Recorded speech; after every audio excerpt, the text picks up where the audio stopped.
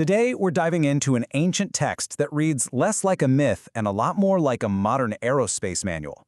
And we're going to approach this as an engineering problem, not a story. We're going to explore the physics of a craft that, according to this document, simply shouldn't be possible. So let me just kick things off with a pretty wild question. What if a document from the distant past described technology that we, right now in the 21st century, are only just beginning to understand and build? Okay, take a look at this.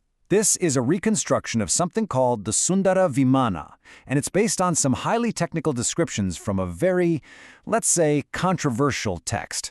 For this explainer, we're putting myth to the side and looking at this as a pure engineering problem. And you'll notice, this isn't some magical flying chariot. It's described as a metallic, functional machine.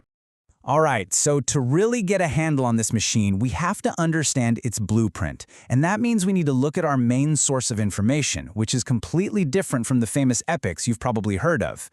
Now, this is where things get really, really interesting. On the one hand, you've got poetic epics like the Ramayana, beautiful stories full of metaphors. But on the other hand, you have the Vaimanika Shastra. And it doesn't tell a story at all. It reads like a dry technical document. I'm talking specific instructions, diagrams, systems, and its central claim is that it's a manual based on lost ancient knowledge. That's a fundamentally different thing. And just look at the level of detail here. The document doesn't just mention one flying machine, it lays out an entire classification system with different models like the Shakuna or the Tripura, and each one supposedly had a different function. That's not storytelling, that's categorization. It's exactly what you'd find in any modern technical field. So let's get into the engineering heart of this mystery and see how this machine was supposedly powered. Because this is where the ancient text gets uncannily specific and, well, where it starts to sound a lot like modern physics. The text describes a propulsion concept that is so strange it honestly sounds like science fiction. It's called the Mercury Vortex Engine. The core idea is that if you heat up and rapidly spin liquid mercury, you could create this incredibly powerful vortex, a whirlwind, that generates lift. And the description of how this works is just shockingly precise for a text that's supposedly ancient. And here's a direct quote from the manual. It's this specific phrase, using the power latent in the heated mercury to create a driving whirlwind, that has really caught the attention of modern engineers and physicists. So the process it describes seems almost deceptively simple. 1. Heat the mercury. 2. Spin it into a vortex. And 3. That vortex creates thrust. Now at first glance, yeah, it sounds a lot like alchemy, but the concept underneath it all, that's where things get really weird. This is the part where we kind of have to translate these ancient terms into the language of modern physics. And when you do that, the parallels are, well, they're hard to ignore. Heated mercury creating thrust? That's basically the principle behind ion propulsion, a real technology NASA uses for deep space missions. They just use an energized gas like xenon. And the driving whirlwind? I mean, that sounds an awful lot like the strange gyroscopic effects that are being studied right now for potential anti-gravity applications. The idea that spinning mass can actually change the forces around it. Okay, so with a potential engine concept on the table, let's look at how the craft actually performed, and specifically, its pretty remarkable ability to take off and land without needing a runway. You see, the document doesn't just describe that the Vimanas fly, but how they take off.